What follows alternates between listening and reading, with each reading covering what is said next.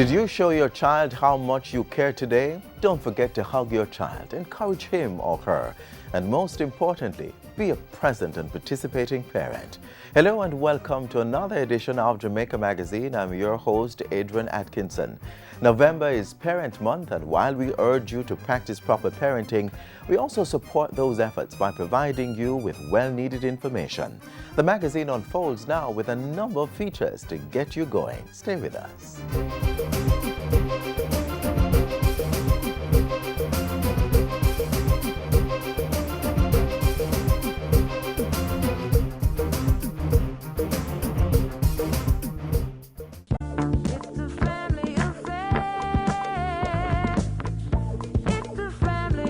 My mother taught me how to work for what I want.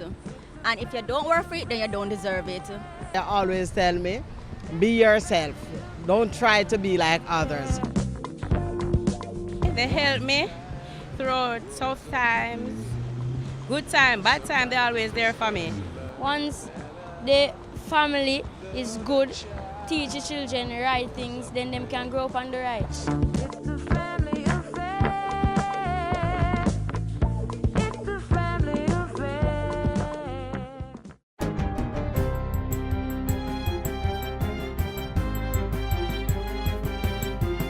Good day, I'm Carrie Ann Smith, and this is your JIS News from Monday, November 25. Prime Minister Portia Simpson Miller is on assignment in Brussels, Belgium, attending the European Union EU's largest development forum, which will focus this year on matters such as gender.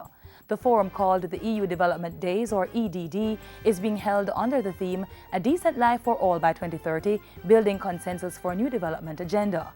Mrs. Simpson Miller is scheduled to speak at the opening session, make presentations to selected panel groups, and give the main address at the Women in Parliament Global Forum on Wednesday.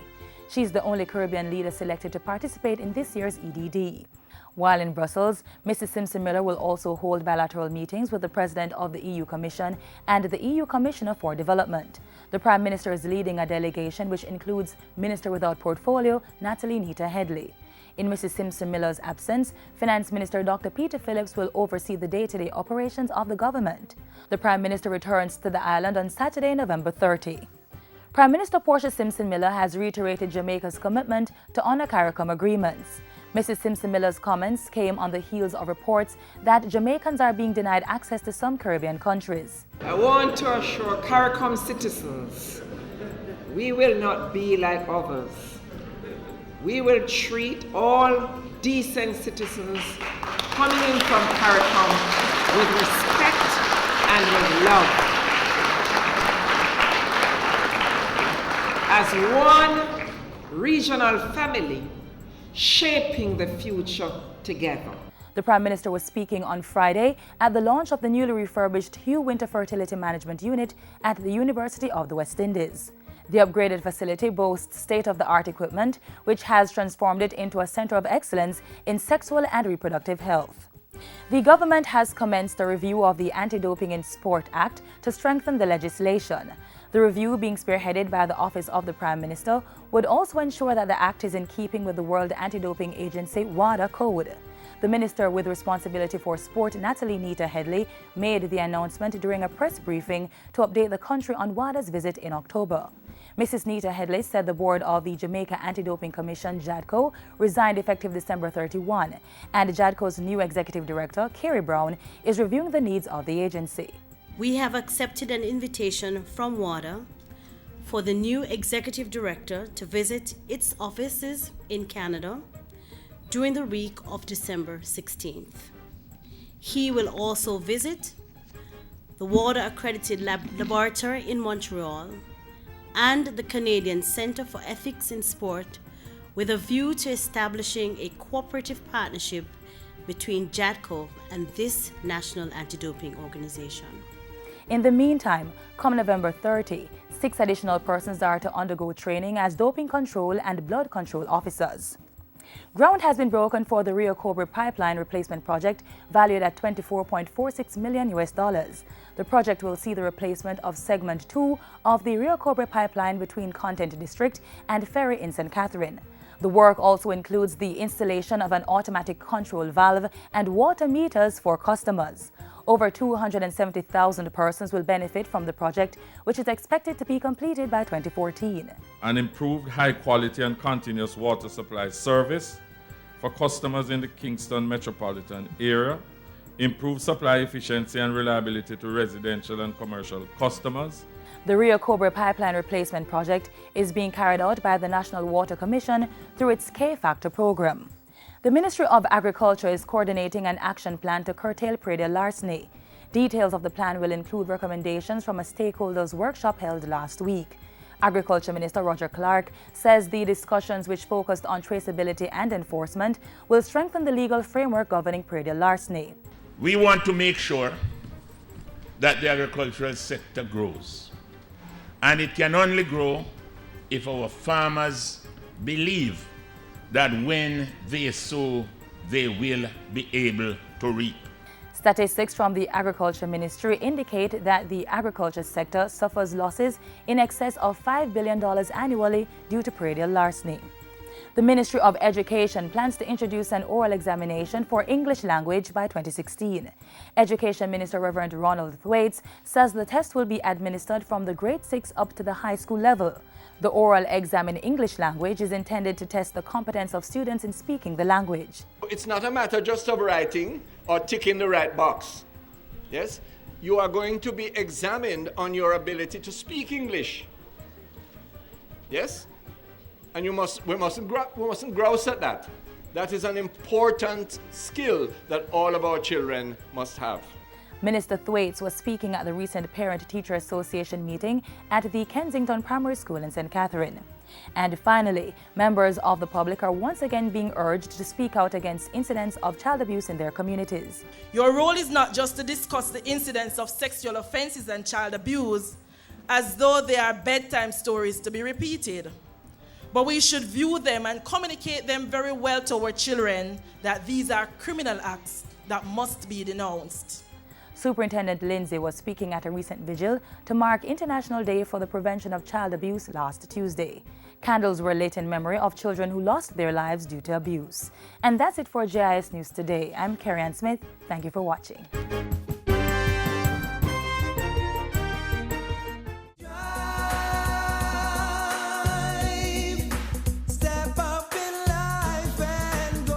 Hello everyone, I am Zondre Mohansi, OCR Associate Child Ambassador for Region 6, Clarendon and St. Catherine.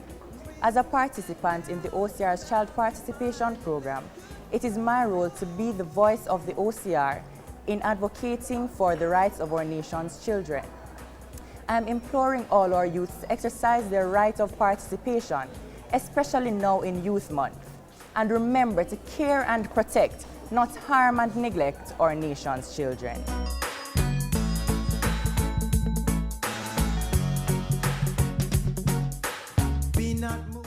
We now catch up with the Prime Minister and her team at Jamaica House, who had busy schedules this past week.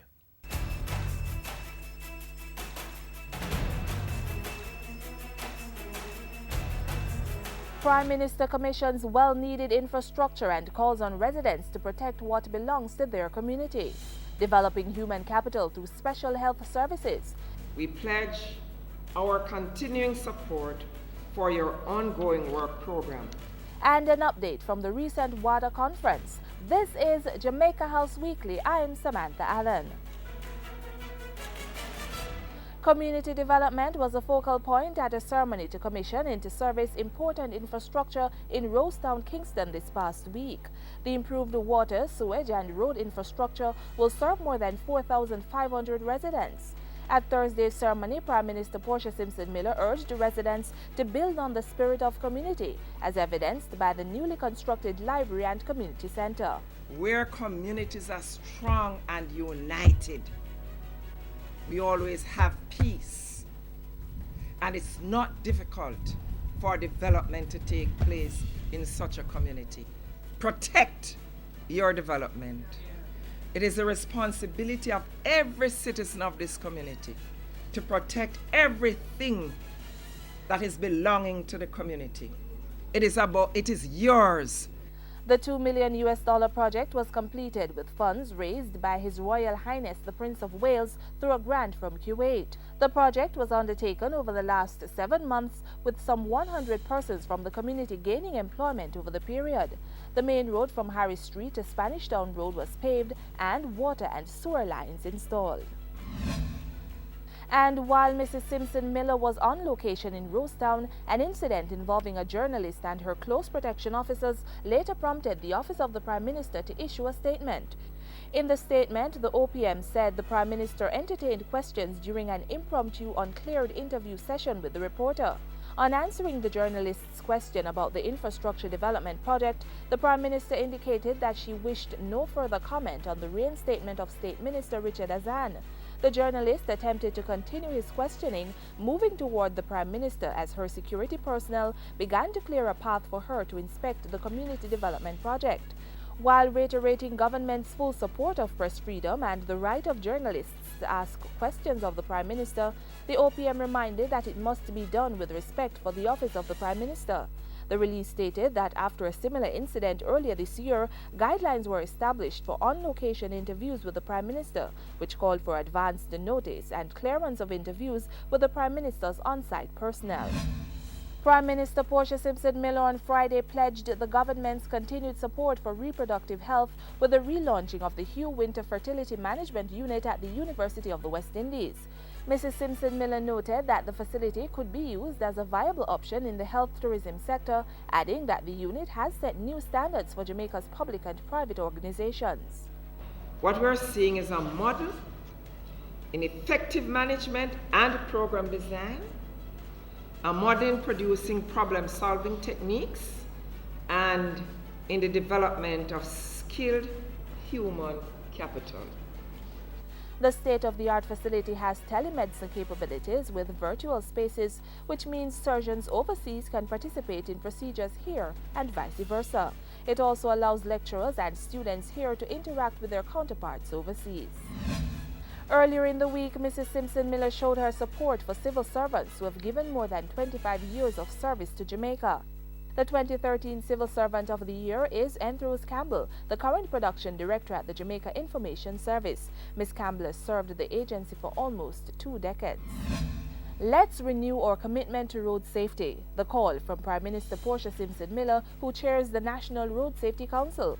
In her message to mark World Day of Remembrance for road crash victims, Mrs. Simpson Miller said road safety was a national imperative.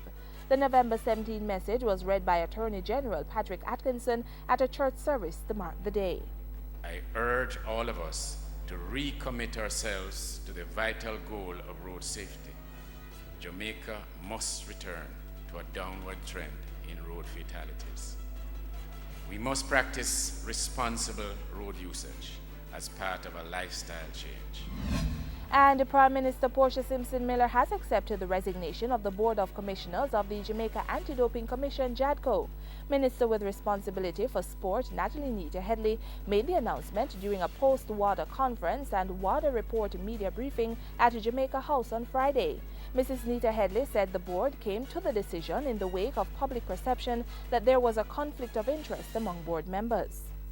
The commissioners have therefore taken a decision that in the national interest and in order to facilitate the restructuring of JADCO, to tender their resignations, which will take effect on December 31st, 2013. Mrs. Nita Headley also gave an update on her recent visit to the 4th World Conference on Doping in Sport in South Africa. She said Jamaica echoed its relentless commitment to integrity in sport and as such ratified the new anti-doping rules.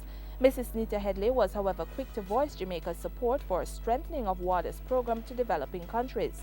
This, she said, included the areas of testing and public education. And that's how we close this week's edition of Jamaica House Weekly. Join us next week when we'll bring you another recap from the office of the Prime Minister.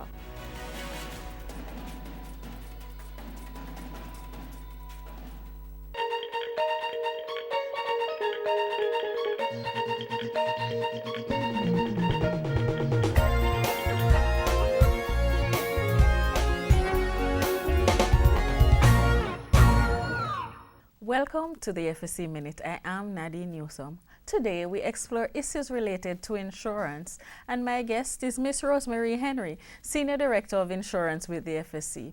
Welcome to the FSC Minute, Miss Henry. Thank you, Nadine. Miss Henry, can an insurer cancel my insurance policy before notifying me? By law, an insurer is required to provide notice to the insured before terminating a policy. This can be delivered or sent by mail to the last known address on file for the insured. Can a company refuse to accept my application for the insurance of my motor vehicle? A company can refuse an application for insurance if the individual is considered to be high risk. An example is where an individual have had several accidents in the recent past, they would consider to be high risk by that company.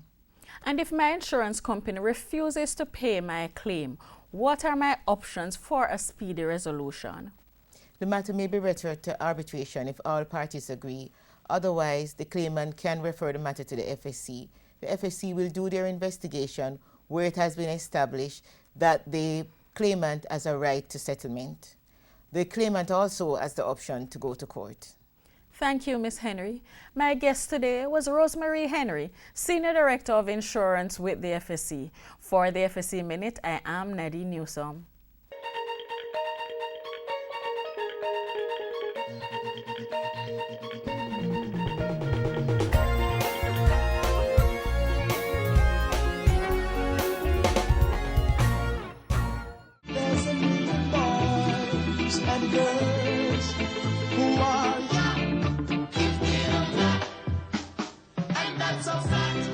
The National Parenting Support Commission is spearheading government's efforts this Parent Month, being staged under the theme Transforming Families Through Communication Awareness Resources and Education. With this next feature, we'll help to give children a better understanding of money. Ask a child where money comes from and you'll get all kinds of answers.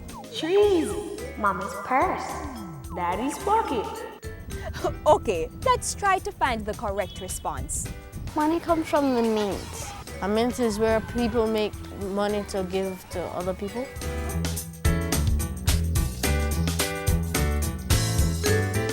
Adults earn money by working for other people or setting up their own businesses. When they get that money, it may be placed in a bank account. Then, they withdraw money from the ATM. That money is called a salary. They use it to pay their bills, they use it to buy food for the family. They use it to make sure that everybody has what they need. Now mom and dad have to budget their money. You can do that too.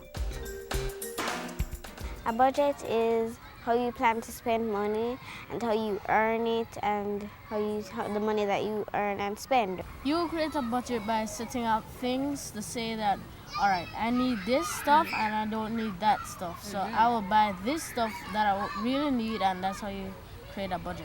Do you guys budget? You do?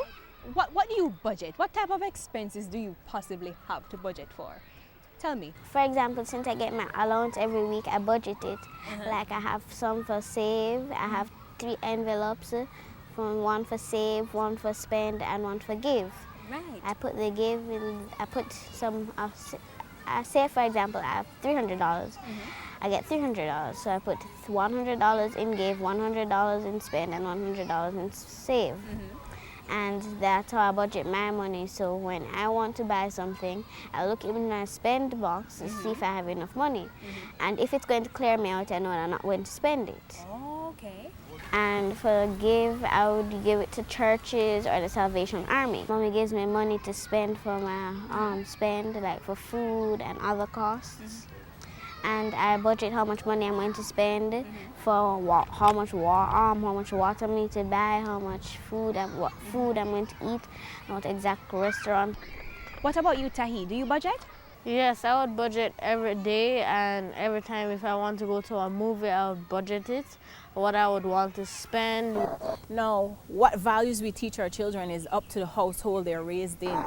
We would like budget everything we do. If like mom asks me what do I want, I would say I would want nachos, and she would withdraw some money, like she would have it saved and she would give me the money. All right, she would be like, all right, this is your allowance. You use this, you buy what you want, and I buy what I want. Okay, but you can't have everything. You have to choose what you want. Yes, and if I have change, I save it. How does the government get money? They trade with other countries, and they get money by selling or produce like bauxite and those that they used to make aluminum. And they have tourism that they use to invite tourists over to Jamaica, but they have to spend their foreign exchange. Foreign exchange is money from other countries, like Canadian or US dollars, or the pound sterling. So apart from tourism and bauxite and getting foreign exchange, Tahid, which other way does the government get money? Taxes. Right. You have any example of any tax? GCT, environmental taxes, educational taxes. Where do you pay GCT normally? In a store.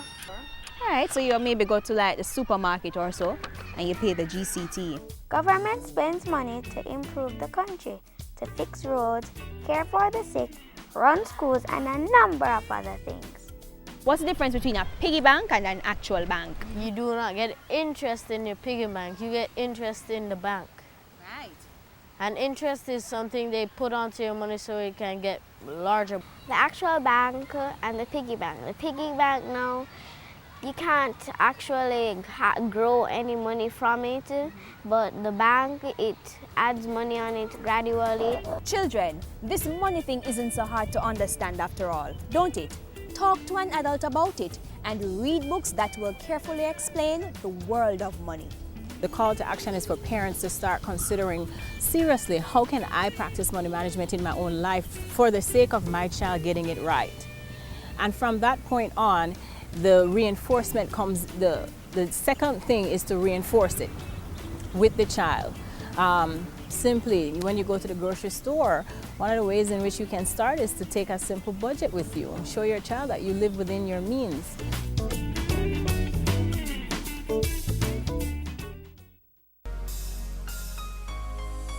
How well do you know your child? What he or she likes or dislikes? Favorite food or color? How about who their friends are? Make the time. Get to know your child. It helps to build their relationship. Makes it easy to keep them safe, and it helps their development process.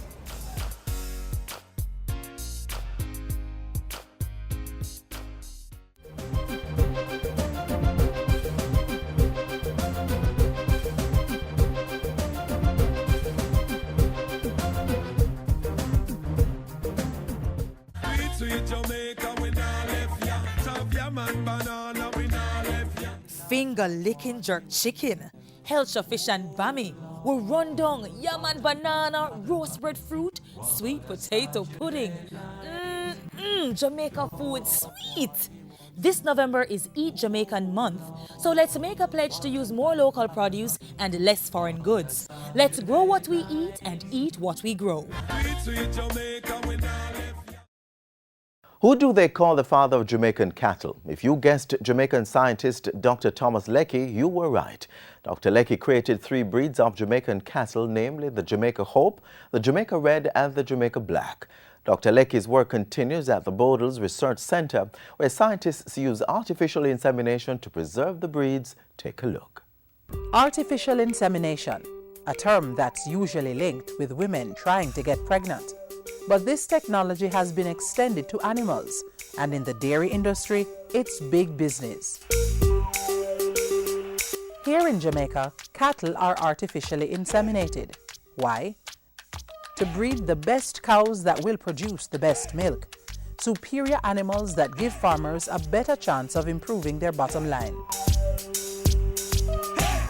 The Ministry of Agriculture's Research and Development Division, the Bodles Research Station, has been applying artificial insemination, or AI, to help improve reproduction and the genetics of farm animals. We here at Bodles, we will choose both a female based on the bloodline or the type, the genotype, and we'll inseminate the them based on which bull we want and which genetic mix we think would give us advantage in producing milk. The process begins with a manual collection of sperm.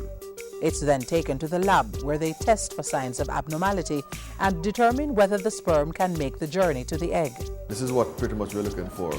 Sperm cells that have the right anatomical properties in terms of the shape of the head, no abnormalities, no double head. The benefits of artificial insemination are many. For the dairy industry, it means selected bulls will produce more offspring, thus increasing the selection intensity. Artificial insemination reduces the transfer of venereal diseases, as the collection process allows you to screen and detect them early. During natural breeding, a male will deposit more semen than is theoretically needed. With AI, scientists dilute semen and extend the collected sample to create hundreds of doses from a single ejaculate. A sample like this is at a grade of about 85%, and that will determine how far we extend the sample. We make the extender to extend the sample. So we move from maybe 5 ml of semen to a total volume of 120 ml of semen, depending on the concentration. So moving from 5 ml of semen, which would pregnate one animal, to 240 straw, which has the potential to breed 240 animals. Once this process is completed, the straws containing semen are then sealed and properly labeled with the bull's brand number and year. They are then stored in a cold room and frozen by the fumes of liquid nitrogen at a temperature of -80 degrees centigrade. The frozen sample is then placed in liquid nitrogen where it remains viable. Later, when the sperm has been given clearance, it's time for insemination. And after a few months, a sterile set of calves, superior animals that will produce milk of the highest quality. These calves will not be allowed to take milk from their mother or mate naturally as they get older. Some will be transferred to farms to be integrated into the farm population, but for those left behind, the cycle continues.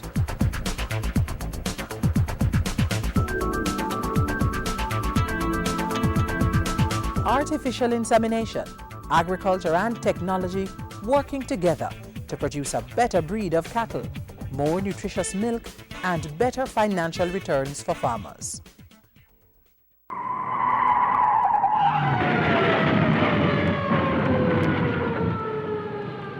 Each time you're not paying full attention to the road environment, the greater your chances of getting in a crash like that.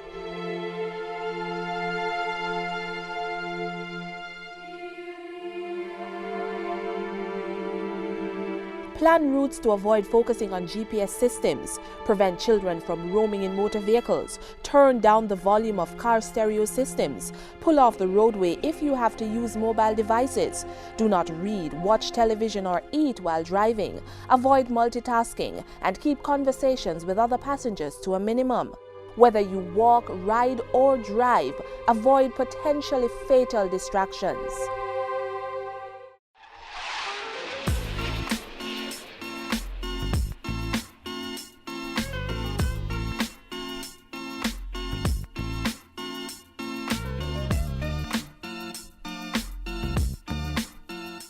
And that's where we leave you on today's edition of Jamaica Magazine. Have comments or queries? Send us an email, jamaicamagazine@jis.gov.jm, or join us on Twitter at JIS News. You may also visit our website, jis.gov.jm. On behalf of the entire team here at the JIS, I'm Adrian Atkinson, reminding you to build Jamaica by buying Jamaican. This has been a production of the Jamaica Information Service, the voice of Jamaica.